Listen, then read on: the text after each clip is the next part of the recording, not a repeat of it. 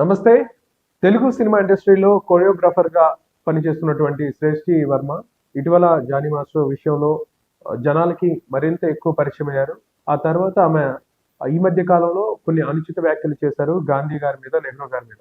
So ఆ అనుచిత వ్యాఖ్యలు అనుకోని పరిస్థితులకు దారితీసి దానికి సంబంధించి కొంతమంది ఖండించడం జరిగింది. కాంగ్రెస్ పార్టీ విద్యార్థి విభాగానికి సంబంధించినటువంటి కాంగ్రెస్ నాయకులు కరీం గారు ప్రస్తుతం మనతో పాటు ఉన్నారు. శ్రేష్ఠి వర్మపై కేసు ఫైల్ చేశారు, దాని మీద పోరాటం చేస్తూ ఉన్నారు. ఆయనతో ప్రస్తుతం మనం మాట్లాడే ప్రయత్నం చేద్దాం. నమస్కారం అండి. నమస్తే. కరీం గారు, శ్రేష్ఠి వర్మపై మీరు కేసు ఫైల్ చేశారు. ఆమె నెహ్రూ గారి మీద, గాంధీ గారి మీద అనుచిత వ్యాఖ్యలు చేశారు. ఇన్ఫాక్ట్ కొంచెం పరిధి దాటి గట్టిగానే మాట్లాడినట్టు అనిపించినా కూడా మీరు ఆమెని టార్గెట్ చేస్తూ కొన్ని రోజులుగా ఆమె దిష్టి బొమ్మ కూడా దగ్ధం చేశారు. పెద్ద ఎత్తున తీవ్రంగా ఖండించిన పరిస్థితి బహిరంగంగానే. దాని మీద జైలుకు కూడా వెళ్ళొచ్చారు మీరు. పోలీసు అరెస్ట్ కూడా జరిగాయి. సో ఎందుకు, వై శ్రేష్ఠి వర్మ? తన సోషల్ మీడియాలో ఇన్స్టాగ్రామ్ సంబంధంగా ఉన్నటువంటి ట్రెక్స్ అనేటటువంటి యాప్లో మహాత్మా గాంధీ గారి ఫోటో, నెహ్రూ గారి ఫోటో పెడుతూ పోస్ట్ చేస్తూ బాస్టర్డ్స్ అనేటటువంటి అసభ్యకరమైనటువంటి వర్డ్ వాడుతూ ఈ దేశానికి సర్వనాశనం చేసి వెళ్ళిపోయారు, రాబోయే తరానికి వీళ్ళ గురించి కాకుండా నిజమైనటువంటి స్వతంత్ర సమరయోధుల గురించి మనం మాట్లాడుకోవాలి, అదేవిధంగా మహాత్మా గాంధీ గారి, నెహ్రూ గారి చరిత్రను చదువుకునేటటువంటి పాఠ్య పుస్తకాల్లో నుంచి తొలగించాలి అనేటటువంటి దుర్మార్గమైనటువంటి ఏదైతే తనకు ఉన్నటువంటి ఆలోచనలతో ఈ విధంగా ట్రెక్స్ అనేటటువంటి యాప్లో తను పోస్ట్ చేయడం నిజంగా చాలా దౌర్భాగ్యమైనటువంటి పరిస్థితి. దీన్ని తక్షణమే దీన్ని స్పందించడం జరిగింది. స్పందించి 5వ తారీఖున, ఈ నెల 5వ తారీఖున సోమవారం గ్రీవెన్సీ సమావేశంలో మేము ఎస్పీ గారి సమక్షంలో వెళ్ళి కేసు నమోదు చేయడం జరిగింది. మాకు పూర్తి స్థాయిలో కూడా 4 రోజులు అయినప్పటికీ కూడా ఎటువంటి సమాచారం రాకపోయేసరికి మేము శుక్రవారం అనగా 9వ తారీఖున పెద్ద ఎత్తున శ్రేష్ఠి వర్మ కొరియోగ్రాఫర్ చేసినటువంటి అనుచిత వ్యాఖ్యలపైన దిష్టి బొమ్మను దగ్నం చేసేటటువంటి ప్రయత్నం జరిగింది. ఆ సమయంలో పోలీస్ అధికారులు వచ్చి మాకు పర్మిషన్ లేదు, మీరు పర్మిషన్ తీసుకోలేదు అనేటటువంటి ఉద్దేశంతో మమ్మల్ని తీసుకెళ్ళి ఆ రోజు స్టేషన్కి అదుపులో తీసుకోవడం జరిగింది. దాని తర్వాత ఎస్పీ గారు కూడా స్పందించారు. ఆ రోజు సాయంత్రం వరకు కూడా స్పందించి 6-7 గంటలకు శ్రేష్ఠి వర్మ కొరియోగ్రాఫర్ పైన 3 సెక్షన్ల కింద కేసు నమోదు చేయడం జరిగింది. ఇప్పుడు శ్రేష్ఠి వర్మ అనగానే మనకు గుర్తొచ్చేది జానీ మాస్టర్ గారి ఇష్యూ.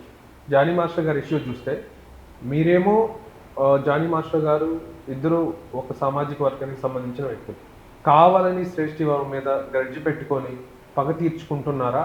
ఈ విధంగా తన మీద ఏదో పగో లేకపోతే ఇంకా వేరేటటువంటి కారణాల వల్ల అయితే మేము ఈ పని చేయట్లేదు. మేము ఒకటే చెప్తా ఉన్నాను, నేను శ్రేష్ఠి వర్మ చేసినటువంటి అనుచిత వ్యాఖ్యల వల్ల మాకు బాధ కలగడంతో మేము శ్రేష్ఠి వర్మ చేసినటువంటి అనుచిత వ్యాఖ్యలపైన తక్షణమే చర్యలు తీసుకోవాలి, ఇలాంటి శ్రేష్ఠి వర్మలు ఇంకా 10 మంది తయారవ్వక ముందే ఈ విధంగా కఠినమైనటువంటి చర్యలు తీసుకోవాలి అనేటటువంటి ఉద్దేశంతో మేము పోరాటం చేస్తూ ఉన్నాం. అదేవిధంగా జానీ మాస్టరు, కరీం అనేటటువంటి వ్యక్తి ఒకే సామాజిక వర్గం నుంచి వచ్చినటువంటి వ్యక్తులు. జానీ మాస్టరు, కరీం అనేటటువంటి వ్యక్తికి చెప్పి గతంలో జానీ మాస్టర్కి జరిగినటువంటి అన్యాయం పైన కరీంని ఈ విధంగా ఇప్పుడు వాడుకొని తన మీద కేసు నమోదు చేయించడం జరిగింది అనేటటువంటి ఆలోచనలు, కథనాలు చాలా గత 10 రోజుల నుంచి కూడా యూట్యూబ్ ఛానల్స్లో, మీడియాలో వస్తున్నటువంటి. సరే, ఓకే. అయితే జానీ మాస్టర్ గారికి సంబంధించి ఆయనకి సపోర్ట్గా వెళ్తే మీద పగ తెచ్చుకునేది అయితే కాదంటున్నారు. పూర్తి స్థాయిలో మాకైతే కాదు. ఓకే, కాదనుకుంటే జానీ మాస్టర్ గారి విషయంలో మీరు ఏం స్టాండ్? జానీ మాస్టర్ గారి విషయంలో నేను ఒకటి చెప్తా ఉన్నాను. జానీ మాస్టర్ శ్రేష్ఠి వర్మ గతంలో జరిగినటువంటి ఆరోపణలో అది వాస్తవమా అవాస్తవమా అనేటటువంటి నాకు తెలియదు, మీకు కూడా తెలియదు. పూర్తి స్థాయిలో కూడా తేల్చాల్సినటువంటి అవసరం, బాధ్యత పోలీస్ అధికారులకు, న్యాయస్థానం పైన వాళ్ళపైన నమ్మకం ఉన్నటువంటి పెద్దలు పెద్దలుగా వాళ్ళు బాధ్యత కలిగినటువంటి వాళ్ళు అందరూ ఉన్నప్పటికీ కూడా వాళ్ళు తేల్చాల్సినటువంటి అంశం అది. ఇప్పుడు మీరో నేనో వాస్తవాన్ని అవాస్తవాన్ని అనేటటువంటి మాటలు ఓన్లీ కథనాలంతా కూడా నడుస్తుంది. అయినప్పటికి కూడా జానీ మాస్టర్ షష్ఠీ వర్మకి జరిగినటువంటి తన కథనాల్లో షష్ఠీ వర్మ అంటే భారతదేశ ఆడబిడ్డగా ఒక మహిళ రోడ్డు మీదకి వచ్చి నాకు అన్యాయం జరిగిందన్నప్పుడు తన పడుతున్నటువంటి ఆవేదనను బాధను చూసి ఒక సాటి భారతదేశ పౌరుడిగా నేను కూడా గతంలో తనకి షష్ఠీ వర్మకి సపోర్ట్ చేసినటువంటి పరిస్థితి. షష్ఠీ వర్మ గారిని మీరు ప్రత్యేకంగా టార్గెట్ చేసినట్టయితే క్లియర్గా అర్థమవుతుంది. ఎందుకంటే చాలా మంది నెహ్రూ గారి మీద, గాంధీ గారి మీద చాలా కొన్ని వేల వీడియోలు ఉన్నాయి. ఎందుకు షష్ఠీ వర్మ గారిని టార్గెట్ చేస్తున్నారు? ఇక్కడ పాయింట్ నెంబర్ 1, కేవలం ఇందులో కుట్ర పుడుతుందని మాత్రం అయితే క్లియర్గా అర్థమవుతుంది. లేదంటే మీరు ఏదో పర్సనల్ గెయిన్ కోసం వాడుతున్నారని చెప్పేసి అర్థమవుతుంది. ఇది అది జానీ మాస్టర్ ఇష్యూనా, లేదంటే మీ పర్సనల్ గ్రడ్జా, లేదంటే ఏంటి? ఎందుకు మీరు చేసిందంటే అసలు తప్పే ఉంది? అందులో తప్పే ఉందంటారండి సార్? షష్ఠీ వర్మ మీకు ఏమైనా ఫ్రెండా? ఫ్రెండ్ అయితే ఎందుకు? ఫ్రెండా? నేను క్యాజువల్గా అడుగుతా. ఫ్రెండ్ కాదు. కింద నుంచి వచ్చిన దగ్గర నుంచి మెసేజ్ చేస్తా ఉన్నారు. ఏమన్నా షష్ఠీ వర్మతో ఏమైనా మెసేజ్ చేస్తా ఉన్నారు? లేదు లేదు అడుగుతా ఉన్నాను సార్. క్యాజువల్ గా ఆమె చేసిందంటే తప్పే ఉంది. ఓకే, ఆమె ఒక తప్పెందుకు? తను చేసిన బూతు మాట్లాడింది ఒక్కటే ఓకే, అది ఖండించి తప్పు కాదు సార్. ఇప్పుడు ఖండించాల్సినటువంటి అవసరం కాదు. తను చేసింది ముమ్మాటికి తప్పే. ఇందా నుంచి కూడా చూస్తా ఉన్నాను. మీరు పదే పదే షష్ఠీ వర్మ చేసినటువంటి వ్యాఖ్యల్ని వదిలేసి మీరు నేను ఆమెను సపోర్ట్ చేయడం కాదు, అలా చాలా మంది చేశారు. ఆమెను ఎందుకు, షష్ఠీ వర్మని ఎందుకు టార్గెట్ చేశారని చెప్పేసి నేను అడుగుతున్నాను.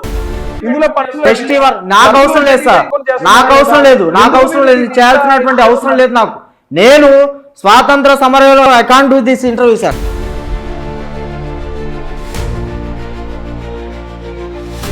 ముందు కూర్చొని అడిగిన దానికి సమాధానం చెప్పండి సార్.